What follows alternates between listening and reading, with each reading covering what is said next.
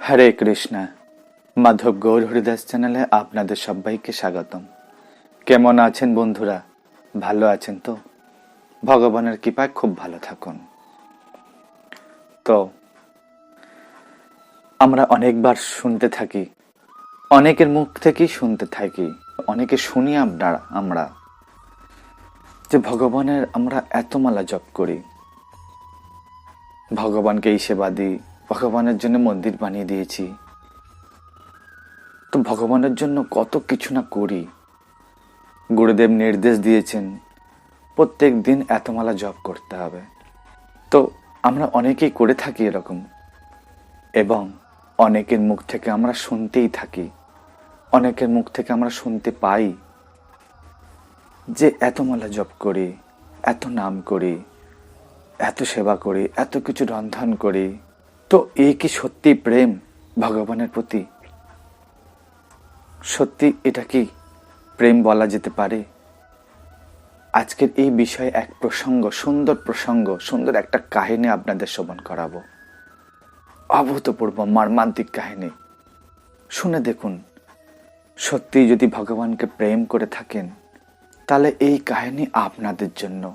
বৃন্দাবনের একটি গ্রামে এক মহান সাধু বাস করতেন, আর সে প্রত্যেক দিন একটি কাজ লক্ষ্য করতেন।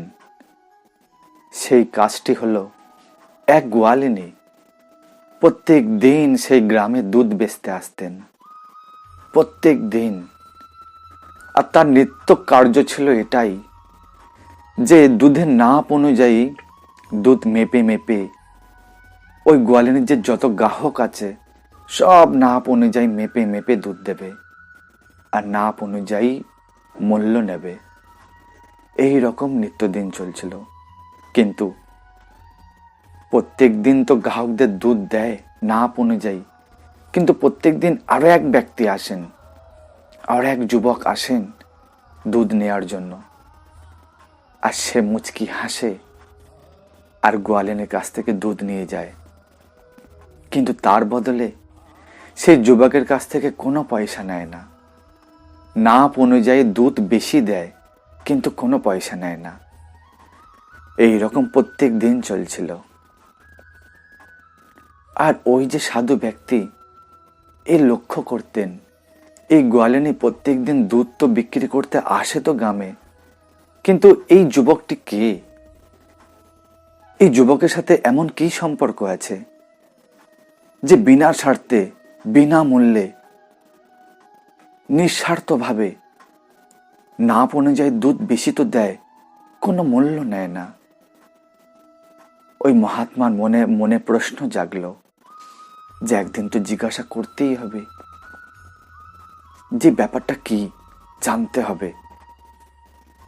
তো সেই দিনকারের মতন গোয়ালিনী দুধ বেচতে এসেছিলেন।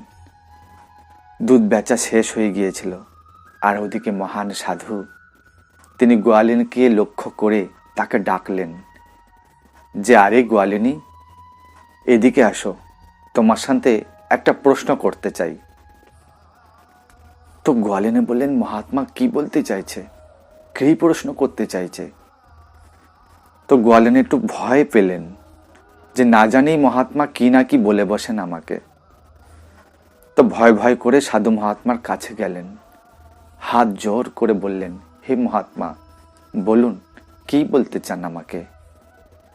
সাধু মহাত্মা বললেন, তোমাকে আমি প্রত্যেক দিন দেখি, তুমি প্রত্যেক দিন সবাইকে দুধ নাপ অনুযায়ী মেপে মেপে দুধ দাও, কিন্তু একটি যুবক আসে প্রত্যেক দিন, তাকে বিনামূল্যে, বিনা স্বার্থে নাপ ছাড়া দুধ আরো বেশি দাও, কোনো মূল্য নাও না। এর কারণ কি? এই প্রশ্নের উত্তর জানতে চাই। ওই গোয়ালিনী সাধু মহাত্মাকে বললেন, হে মহাত্মা, আপনার কাছে তো মিথ্যা বলতেই পারবো না, আপনার কাছে সত্যিই বলছি।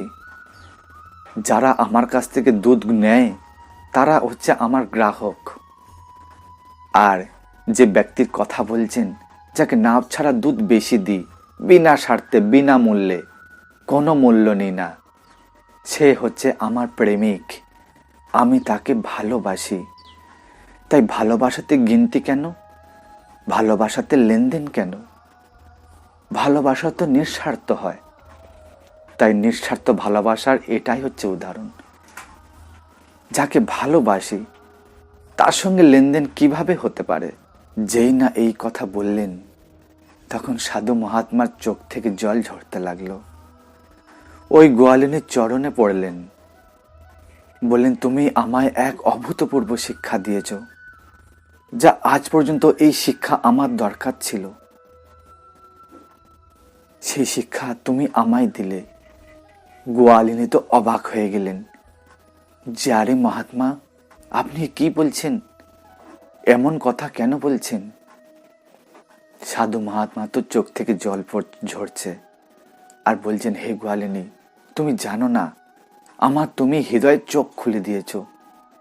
আমি আজ এত বছর ধরে আজ বিদ্যা হয়ে গেছি।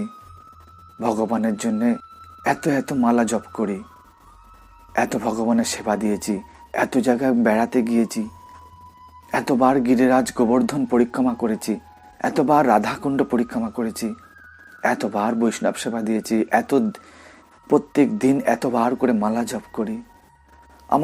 আমার হৃদয় যে কত গিনতি, কত কত লেনদেন রয়েছে, কত হিসাব রেখে দিয়েছি। কিন্তু ভগবান তিনি তো বেহিসাবি আমাদেরকে এত দিয়েছেন, যার কোনো হিসাব রাখেনি। তাহলে আমি হিসাব রেখেছি, আমার হৃদয় কত হিসাব রেখে দিয়েছি। এত মালা জপ করি, এত ভগবানের সেবা করি, এত মন্দির, বড় বড় মন্দির বানিয়েছি, কত কিছু, কত জায়গা ঘুরতে গেছি, তার কত হিসাব ভিতরে লুকিয়ে রেখেছি। কিন্তু ভগবান, যার কোনো হিসাব নেই, যা বেহিসাবে আমাদেরকে দিয়ে রেখেছেন, আজ তুমি আমায় চোখ খুলে দিলে। আমরা তাহলে প্রেম করছি কোথায় ভগবানের সাথে? যেখানে বিশ্বাস নেই সেখানে প্রেম কিভাবে হতে পারে? প্রেমেতে তো কোনো লেনদেন চলে না। নিঃস্বার্থভাবে প্রেম করতে হয়, সেবা করতে হয়। মালা যদি জপ করতে হয় নিঃস্বার্থভাবে, যার কোনো গিনতি হয় না, যার কোনো হিসাব থাকবে না। হ্যাঁ, গুরুদেব নিয়ম একটা দিতে পারে, কিন্তু এটা প্রেম নয়। প্রেমেতে কোনো হিসাব থাকে না, কোনো গিনতি থাকে না, কোনো লেনদেন থাকে না। আর আমরা সারাটা জীবন ভজন করে এলাম, সারাটা জীবন কত কিছু করে এলাম, যার হিসাব নিকাশ সব হৃদয়ে বসিয়ে রেখেছি। এটা প্রেম কিভাবে হতে পারে? এটা তো লেনদেন, এটা তো ব্যবসায়িক সম্পর্ক। প্রেমেতে কোনো হিসাব থাকে না, হৃদয়ে কোনো হিসাব থাকবে না। তাই আজ গোয়ালিনী, তুমি আমায় চোখ খুলে দিলে। তুমি যে প্রেমিকে ভালোবাসো তা নিঃস্বার্থ ভাবে ভালোবাসো, যার কোনো গিনতি করো না, যার কোনো মূল্যের হিসাব রাখো না, যাকে নিঃস্বার্থভাবে আজ প্রত্যেক দিন না ছাড়া দুধ বেশি দিয়ে যাও হাসি মুখে। আর আমরা হাসি মুখে সেই প্রেমকে স্বীকার করতে পারছি না, হৃদয়ে বিশ্বাস নেই। তাই হৃদয় বিশ্বাসকে জাগরিত করুন, কারণ এই একটা মাত্র বস্তু সমস্যার সমাধান হতে পারে। এই বিশ্বাস নেই বলেই আমরা ভয় পাই। আমরা আগামী ভবিষ্যতে চিন্তা করি, আবার বর্তমানের কথাও চিন্তা করি, আগামীকালের কথা চিন্তা করি, আর পরবর্তী কথাও চিন্তা করি। যদি বিশ্বাস করেন যে ভগবান আপনার সাথে আছে, তাহলে তো কোনো প্রশ্নই ওঠে না। যিনি সবকিছুর মালিক, যিনি সর্বকারণের পরম কারণ, যার ইচ্ছায় গাছের একটা পাতা নড়ে না, তার প্রতি যদি আমরা বিশ্বাস না করি, আমরা তো মুখেই বলি ভগবানের চরণে সমর্পণ করে দিয়েছি। সত্যি যদি সমর্পণ হতো তাহলে আমরা ভয় পেতাম না, আগামী ভবিষ্যৎ, আগামী বর্তমান নিয়ে ভাবতাম না, কাল কি খাবো তা নিয়ে চিন্তা করতাম না, কাল কি করব তা নিয়ে চিন্তা করতাম না, সঞ্চয় করার বাসনা জাগতো না। সবকিছুর হিসাব করছি আমরা, এটা প্রেম নয়। তাই আসুন সেই বিশ্বাসের মর্যাদাকে বাড়িয়ে তুলি, হৃদয়ে জাগরিত করে তুলি, আর নিজের প্রেমকে ভগবানের চরণে সে নিঃস্বার্থভাবে সমর্পণ করতে পারি, যা গোয়ালিনী নিজের প্রেমিকের জন্য করতে পারে, তা আমরা কেন পারবো না? আসুন আমরা সবাই মিলে, যার কোনো হিসাব থাকবে না, কেবল প্রেম আর প্রেম থাকবে, ভক্তির ঊর্ধ্বে প্রেম, যার কোনো তুলনা হয় না, যার কোনো লেনদেন হয় না, যার কোনো গিনতি নেই, যার কোনো হিসাব নেই, সেই পরম পুরুষার্থ প্রেমকে জাগরিত করুন হৃদয়ে। তাহলেই নিত্য আনন্দ লাভ করতে পারবেন। আমরা সবাই মিলে যেন এইরকম প্রেমকে যেন সার্থক করে তুলতে পারি, যা নিঃস্বার্থভাবে যেন সেবা করতে পারি, যাকে ভালোবাসলে আর কিচ্ছু পাওয়ার থাকে না, সবকিছুকে আপনি অর্জন করতে পারবেন। কেমন লাগলো এই গোয়ালিনীর কাহিনী? যদি ভালো লাগে তাহলে বেশি করে লীলা কথা শেয়ার করুন। তারাও যেন লীলা কথা শুনে, তারাও যেন হৃদয় প্রেমকে যেন জাগরিত করতে পারে। এটাই এই চ্যানেলের উদ্দেশ্য, আর কিচ্ছু না। এই চ্যানেলের মাধ্যমে আপনারা যত লীলা কথা শুনছেন, কেবল একটাই উদ্দেশ্য, ভগবানের প্রতি সেই শুদ্ধ প্রেমকে জাগরিত করা। হৃদয়ে যে কামনা বাসনা আছে, সেই কামনা বাসনাকে ত্যাগ করে দিয়ে আজ এই ভক্তির ডোরে বাঁধা হয়ে ভগবানের সেবাতে যেন নিয়োজিত হতে পারি। এই চ্যানেলে এই একটাই উদ্দেশ্য, আর কোনো উদ্দেশ্য নেই। ভালো লাগলে শেয়ার করুন, আর যারা নতুন হয়ে আছেন চ্যানেলটিকে সাবস্ক্রাইব করে রাখুন, হৃদয়ের প্রেমকে জাগরিত করার জন্য। এইরকম সুন্দর সুন্দর লীলা কথা শুনতে থাকুন। ভালো থাকবেন, সুস্থ থাকবেন। দেখা হচ্ছে পরের কোনো লীলা নিয়ে। হরে কৃষ্ণা।